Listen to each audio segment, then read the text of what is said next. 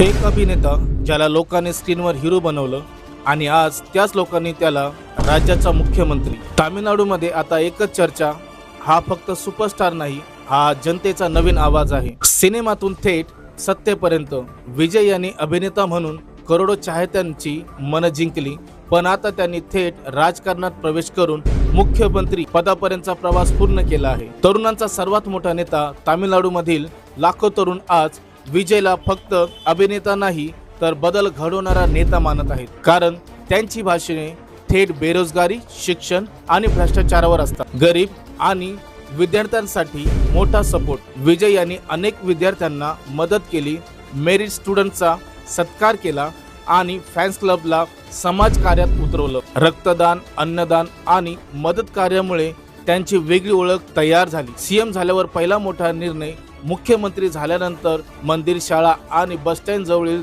अनेक दारूचे दुकाने बंद करण्याचा मोठा निर्णय घेतला. हा निर्णय सोशल मीडियावर प्रचंड व्हायरल झाला. काही लोक म्हणतात सिनेमा वेगळा आणि राजकारण वेगळं, पण विजय समर्थकांचं म्हणणं स्पष्ट, जो लोकांच्या दुःखात उभा राहतो तोच खरा नेता. देशाचं लक्ष आता तामिळनाडूकडे. आज फक्त तामिळनाडू नाही तर संपूर्ण देश विजयच्या पुढच्या निर्णयाकडे पाहत आहे, कारण अभिनेता मुख्यमंत्री होणं ही फक्त बातमी नाही तर नवीन राजकीय युगाची सुरुवात मानली जात आहे. सुपरस्टार तर अनेक येतात, पण जनतेच्या मनावर राज्य करणारे फार कमी असतात. नवा लढा जनतेचा.